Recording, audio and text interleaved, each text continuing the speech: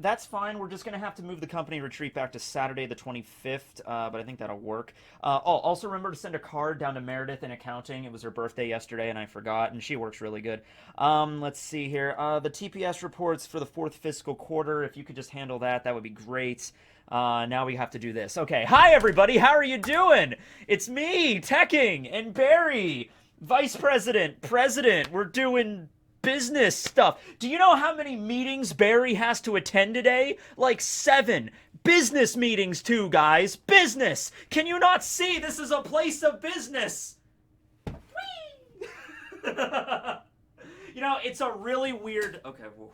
it's a really weird thing because I used to film all my videos in my bedroom, back at the old place. And so now that I have an office, it's like I'll be upstairs in my living room and be like, okay, well, it's about time for me to go downstairs into the office and get everything turned on and film my videos and stuff. And so it's this weird kind of like, it's sort of professional where I'm like getting in my office computer and I'm checking my emails and it's like I'm responding to things. And then it's like, all right, got the Dinosaur Facts for this episode. All right, time to film. Hey everybody, how are you doing? Kaido, what are you doing here? War, and then it's that. So it's like any semblance of like professionalism just gets, smashed apart right there. But anyway, yeah, today's video, as you could tell, we are going to be talking about Kaido and Big Mom's Devil Fruit Awakenings. Ooh, okay, very impressive. And also, here's an idea. I have a theory, okay? I have a theory that many of you might not be fans of, but from where Oda is seemingly going with the story, this might just be what happens, alright? So I just want to prepare you for this. Okay, remember how, like, awakening devil fruits was like a really rare thing, or at least it was set up to be like a super rare thing, and not a lot of people, have a chance to do that. It was first mentioned by Crocodile with the awakened zone users at Impel Down, but then Doflamingo had it and Katakuri had it, and it was sort of this idea that like not everybody has an awakened fruit, all right? It's a very, very rare thing, okay? Well, with now Law and Kid releasing, their awakenings and stuff, and it's never been directly stated that Kaido and Big Mom are both awakened, but given the fact that they're both flipping Yonko, I would assume that they are awakened. I'm thinking Luffy might become awakened at the end of this fight with Kaido. Like, that's actually how he's going to physically defeat Kaido, by awakening his fruit. So the theory I have is awakenings might not become a big deal for the rest of this story. It might become a thing where it's like, we're not just gonna cut back to like, here's Kelly Funk with the jacket fruit, and he shows up at Laugh Tale, and he's like, hey, Straw Hat, you beat me last time, me and my brother Bobby, but now I've awakened to the true power of the jacket fruit. You're going down, I'm not talking about anything like that, but I'm thinking like, alright, Law and Kid have just awakened their fruits. Luffy will most likely awaken his. I'm thinking Brook might very well already be awakened, it's just he doesn't know that he's awakened. And then we have Robin. Somebody brought up a very important point to, pay attention to, because we got the criteria for, one of the criterias for awakening a fruit, or after you awaken, is it drains your stamina immensely. Like, Law and Kid were both physically exhausted after using their respective techniques on Big Mom, and what happened with Robin after she went into her giant, sexy devil form? She passed out. She was exhausted. So it's like, all right, if we're just going to go along with that logic, Law, Kid, Robin, Brook, probably Luffy, and hell, you want to throw Chopper in there too because he's got the monster point. You could just throw in the old theory there that like the Rumble Balls were like artificially forcing his devil fruit into an awakened state. Those cause, that causes exhaustion to him, the Rumble Balls, after he uses monster point. So it's okay. We got Luffy, Chopper, Robin, Brook, Lawn, Kids. That's 6. That's 6 people already that were never confirmed to be awakened users, but by the end of this arc, it might very well be like, Luffy awakened his Gamu Gamu no Mi to defeat Kaido, and Law and Kid awakened their Devil Fruits to defeat Big Mom? What? Brook was awakened this whole time? Robin, you have awakened it too? Chopper, your Rumble Balls were awakening your fruit this entire time? Whoa! So...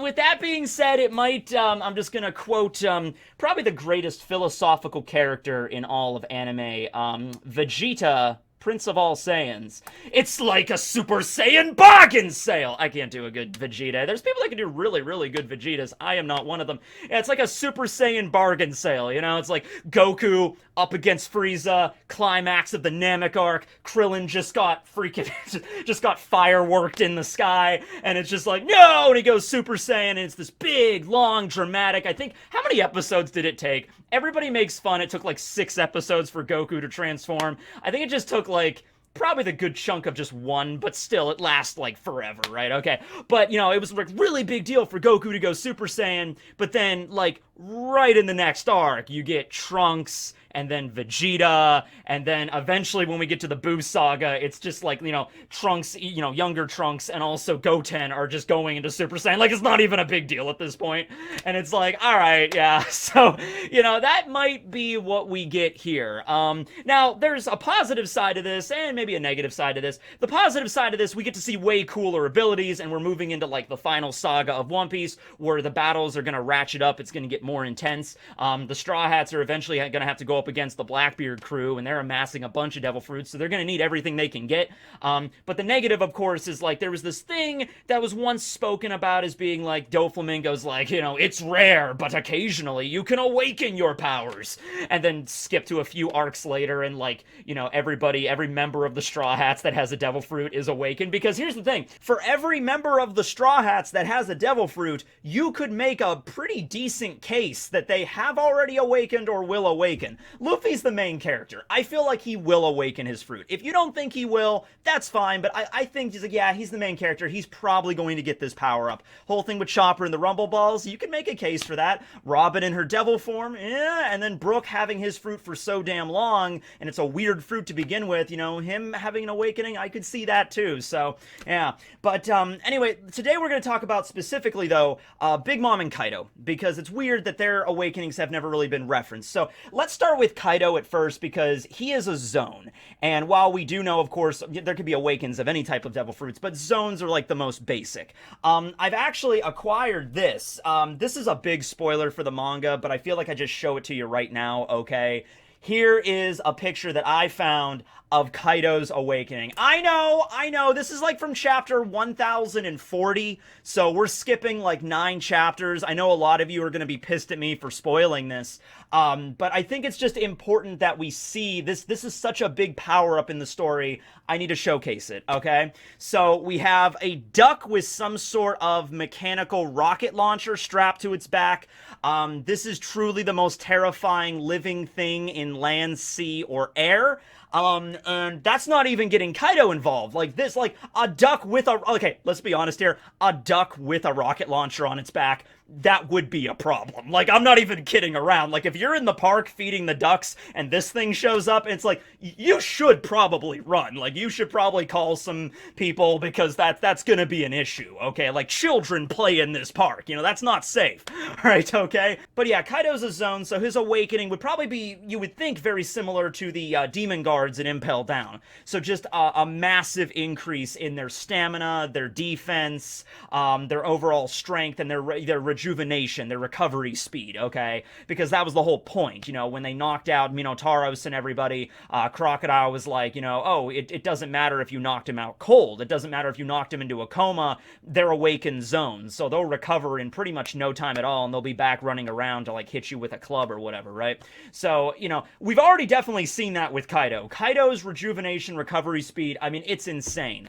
You know, it's a thing that's actually kind of, when you're watching the fights, it seems like he's taking a lot of damage. Like, even with the scabbards, before Luffy and Law and, you know, Kid and Zoro and everybody even got involved, just the scabbards all going up against Kaido, they were using the Oden Nitoryu, slicing up Kaido, stabbing him in the scar. You know, you saw blood, even before they got to the roof. The scene in the anime not too long ago, when they all just jumped Kaido at Onigashima in the Golden Kagra, and he fell, and it's like their blades were piercing Kaido, and blood was coming out. And then he had the whole fight with the scabbards, and then he had the whole fight with, you know, Zoro using Dead Man's Game, Killer using the Sonic Blades, you know, Kid using his metal, Luffy punching him constantly. You know, he was bleeding. It was coughing up blood. And, you know, it might just be a thing where Oda doesn't, like, showcase it as much, but it's like, it seems like in some scenes he just got slashed by Zoro and he's bleeding all over the place. Cut to the next chapter after, and it's like just a little bit of blood, and sometimes it looks like he's not injured at all.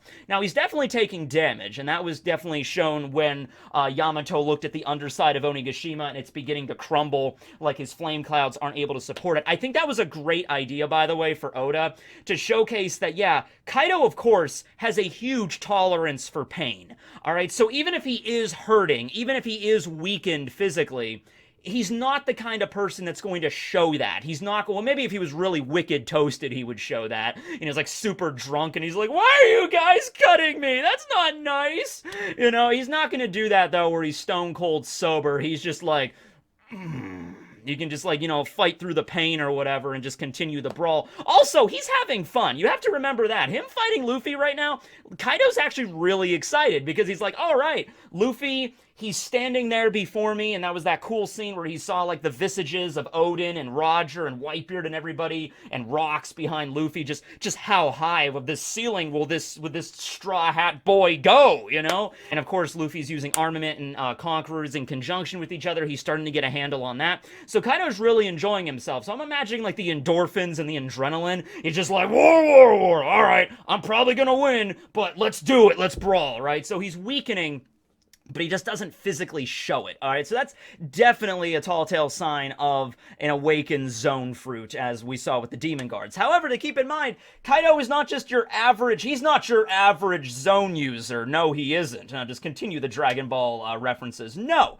he is a mythical zone. He is a Chinese dragon. More specifically, he's a fish, but he's an azure dragon. He's a Chinese dragon, alright? And just the idea of being mythical also lends him to other abilities like weather manipulation, like summoning the clouds around him, okay? The clouds to support himself, the flame clouds, and also just manipulating the weather in general. And I don't think that really has anything to do, I mean, like, it will probably increase the range, you know, when he awakens and everything. Although, you know, honestly, one way you could look at it is that has nothing to do with his awakening at all. Like, all the awakening does for zone users, it doesn't matter if you're normal, ancient, carnivorous, mythical, it doesn't matter.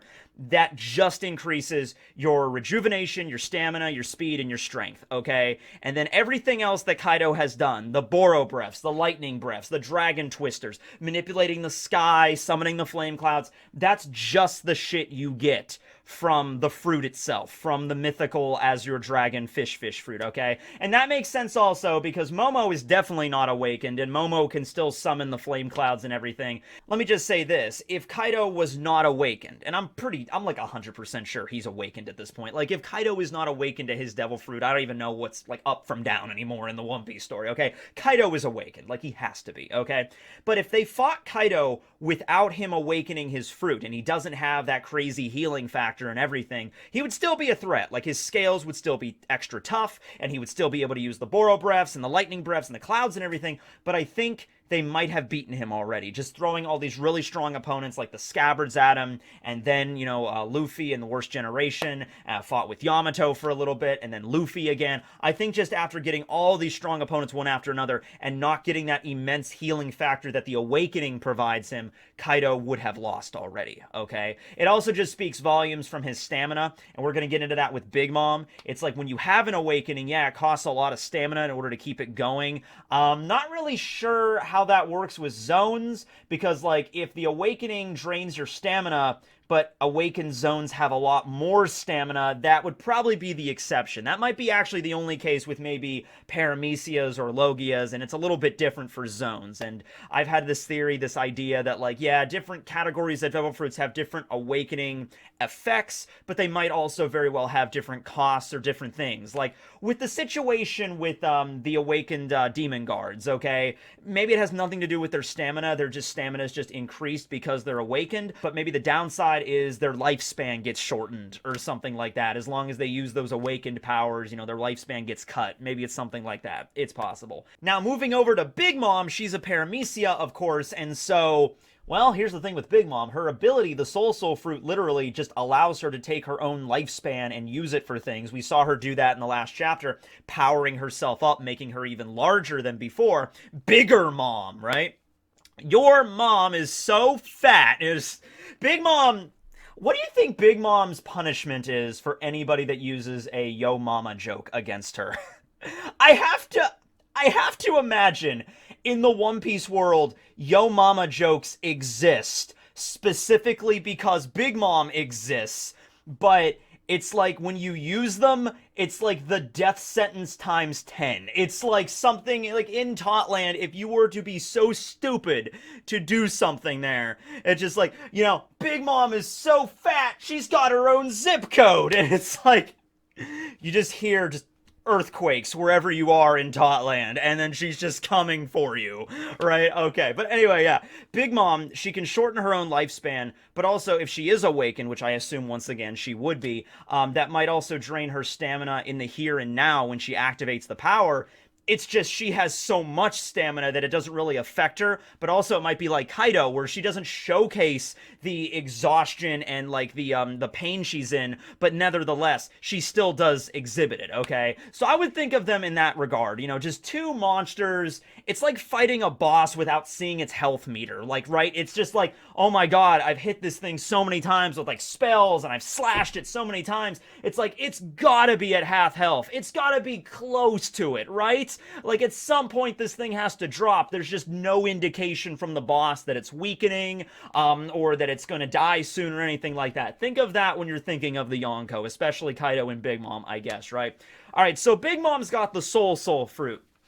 The way I initially thought of this was the awakening might be similar to Law's awakening. Remember, Law's awakening kind of affected things inside of the human body with his K-room and using anesthesia and everything like that. Whereas his normal ability, his just normal room and everything, affected everything around him. So it seemed like the inverse of an awakening that was described by Doflamingo. Doflamingo described awakenings as like devil fruit powers affecting things other than yourself, okay? Well, Law always affected things other than himself, other than like, micro things, always macro, and then his awakening is the micro. I'm like, okay, that's an interesting way to take it. So I was looking at Big Mom's Soul Fruit in a similar way, where it's like maybe when Big Mom awakened the fruit, she was always able to take people's lifespan and throw them into objects to create homies, but her awakening is her able to actually rip out the life force of herself and consume it and making herself bigger, or giving the lifespan to like Prometheus, Zeus, Hera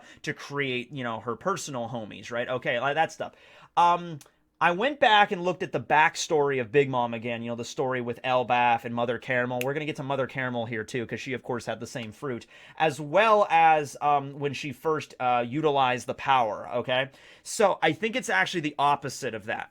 What if the awakening of the Soul Fruit is actually that? Is the ability to rip out the souls or the lifespans of other people and throw them into objects, therefore creating homies? And then the regular base power of the fruit is just using only your own soul, not the souls of others. Because the first time Big Mom used the Soul Fruit, remember, she was on that island with Mother Caramel and the other kids from the Lamb's house, and some stuff may or may not have happened that may or may not have involved cannibalism. I do not know. Although it is a little weird that they just all disappeared when Big Mom was sort of in the middle of devouring her cake. And it was a little weird that, Mother Caramel had the Soul Fruit and Big Mom also had the Soul Fruit after those events. And it's also a little weird that they all disappeared without a trace. Yeah, I'm going to say cannibalism was probably involved there, yeah. Anyway, Big Mom got the Soul Fruit. Not really important how, but she got it. And one of the first things she used was animating some flowers around her. Remember, she found Stroizen hanging out, and, she's like, oh, I can do the same thing Mama could do. And so she created some flower homies using the Soul Fruit, and they're like, I'm a flower, Hana, Hana. And it's like, oh, okay, that's adorable, right? That's truly terrifying for how you acquired it and what you're going to do with it in the future. But yeah, making some flowers dance, that was fun. So here's the thing, though. Where would she have taken the soul out of somebody to throw into the flowers to animate them? Because the only people that were there were herself and Stroizen. I guess she could have used Stroizen's life force, but Stroizen seemed pretty, he didn't act like he just had his life force ripped out to animate these things. So I'm assuming Big Mom used her own soul to animate the flowers at the beginning of when she got it, when she was like 6. And then over the years, she trained with it more and more. She awakened it. and she's had her fruit for a very long time, so she might have awakened it maybe the same time Law and Kid did, maybe like in her 20s, and then she was able to use her fruit on others. Okay? And also with Mother Caramel, remember when she used the power on Elbaf to create Pandora, I believe she used her own soul fragment there as well, because she didn't take, well, no, I guess she could have taken on one of the souls of the giants or life force of the giants. It was sort of chaos, so I guess nobody would have noticed if she would have done that, but she was still playing the role of like the kindly nun. She was actually a despicable person, but at the point she had to, play the part. So we just kind of see her like creating that little orb of energy out of her own hand, and then she used like the happy birthday ability to give life to Pandora, to the fire.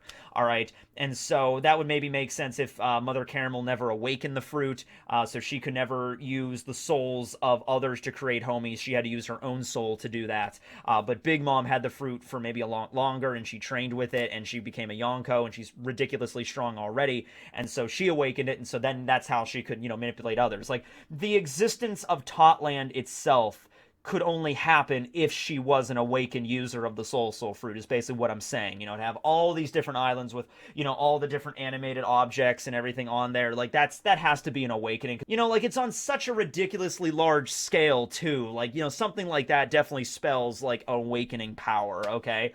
And it's like, wouldn't that drain Big Mom's life force and stamina considerably? And it's like, yeah, it probably does, but it's just like Big Mom, even before she had the devil fruit, when she was just a little kid, probably has like ancient giant, DNA or something in her, because she's ridiculously powerful at that point. So, I could buy that. I could buy this power. Like, if any normal person had the Soul fruit, like, I don't think Mother Caramel, even if she awakened to the power, could make, all these objects, all these homies that Big Mom did. Like, I just don't think it would be like a country-size, like, population of them. Like, I just don't think that would be feasible for a regular person.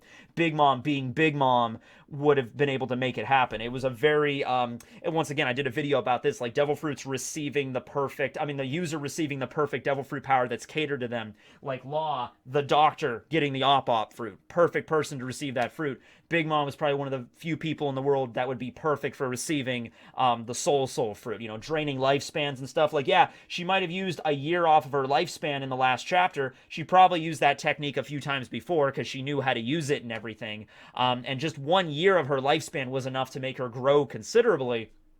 But even so, with Big Mom's natural lifespan, even without getting devil fruits involved, I mean, she probably could have lived, like, well over 100 years. Maybe even longer than that, because we have no idea. We don't know what, like, Big Mom and Kaido's, like, because they're kind of monsters in their own right without even devil fruits involved, without hockey involved. So it's like, how long could they live naturally anyway? I mean, you could tell me Kaido could naturally live up to 400 years, and it's like, you know what? I could buy that. You say Big Mom could live up to 200, 300 years. I'm like, I could buy that too, right? So, yeah, that's the situation with their awakenings. But, yeah, we're probably gonna have it, I feel, by the end of this arc, by the end of this battle. Awakenings are going to become way less of a mystery to us as the fans. I think Oda's just going to spell it out. Who knows? Maybe even right after Wano, we finally get introduced to Vegapunk. Like, in between Wano and the next arc, we cut over to Vegapunk, and we see Smoker and Tashigi hanging out with him. I assumed that Smoker and Tashigi might show up at Wano at some point for the battle, but I think we're kind of too far beyond that point. I mean, I guess they could still show up, but we're kind of getting into the final stages here, so I doubt they will. The government's there, but I think Tashigi and Smoker are still with Vegapunk. So we might cut over to Vegapunk, and Vegapunk explains, like, this is what devil fruit... Oh, wait, hold on. I'm assuming Vegapunk probably wears glasses. Yes, devil fruit awakenings, Smoker. It's a very interesting kind of science here, I could awaken your Moku Moku no Mi if you want me to. This is what awakenings really are, and he explains it to everybody, and it's like, because Oda did come out and say already, like, years and years ago, when Vegapunk shows up, that is when we're gonna find out everything about devil fruits, or at least, like, everything that the science of the One Piece world knows about devil fruits. There might be, like, a mythical origin that Vegapunk doesn't know about. He might know the story. It might be a thing that's like, yes, they say that devil fruits grew from a mighty tree atop the Red Line, like 5,000 years ago, and that's where they came from, or something. Or it might be something with, like, Attack on Titan, where it's like, it's like an Adam and Eve kind of parallel, sorta, kinda. Maybe, I don't know. But, I think that might be the reason also why Vegapunk just hasn't shown up yet. It was like, where the hell is Vegapunk? When are we finally going to see him? Maybe that's the reason Oda is hesitant, because it's like, no, when I reveal Vegapunk, that's when we're going to reveal Devil Fruit stuff. And so that has to be kind of saved for the final saga of One Piece, right? Just by the nature of it. And so I think that's what Oda kind of has in mind there. And so when we do find out about it, a lot of this mystery is going to get lost, and we might see more and more characters awakening to their Devil Fruit powers. But I guess the upside of that is we get to see really cool awakened Devil Fruit powers, all right? So I guess that's the point. I mean, if you were thinking that awakenings were so exclusive that only, like, literally a handful of people in this story were going to have it, and that was it, yeah, I don't think that's going to be the case from the revelations we've gotten in this last battle in just the last few dozen chapters. I don't think that's going to be the situation. But yeah, let's go for those dinosaur facts. Excuse me. Burp, burp, burp, burp, burp, burp, burp, burp, burp, burp, burp. I can't burp on command. There's people that can do that are very impressive. They can just drink a lot of soda. Sometimes they don't even have to drink soda, and they can just burp like a whole song. I wish I had that ability. I do not. All right, so this is the life form we're discussing today. This is the Longi Squama. Here's how you spell it. Okay. This thing lived in the mid to late Triassic period, okay? So when it comes to periods that had dinosaurs, you have Triassic as the earliest, and then you had Jurassic, and then you had Cretaceous. When you're talking about dinosaurs such as, like, you know, the T-Rex, you're talking, you know, Jurassic into Cretaceous. There was a lot of dinosaurs into the Cretaceous period. That was the height of dinosaurs as, like, in popular culture that you kind of know them as. That was also at the end of the Cretaceous period when the meteor hit, and then, sorry, dinos. But at any rate, the Triassic period, a little bit before that, okay? So there were dinosaurs, but they hadn't quite, you know, rose to the prominence that we know of, like, you know, looking back at, like, Jurassic Park or whatever like that, right? But Triassic, actually, that is the era when the Rosamagalia gravagelli lived, you know, the devil fruit that Black Maria has, okay? So this thing lived before, you know, a lot of dinosaurs that you might be aware of.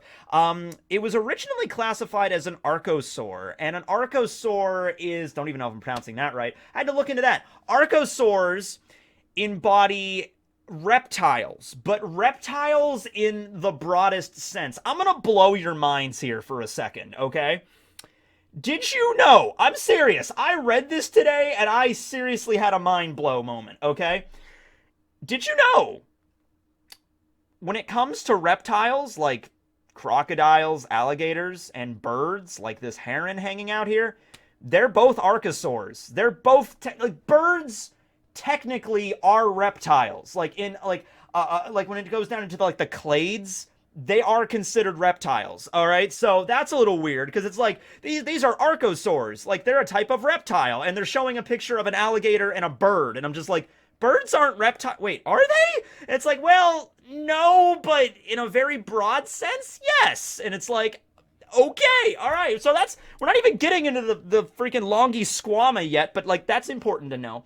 This is the Longi Squama. I saw this thing, I had to talk about it. I was looking up weird, obscure dinosaurs. I saw this thing's picture. I didn't read anything else. I'm just like, okay, that's the episode for today. We're finding out why this thing has, like, a bunch of hockey sticks sticking out of its back, okay?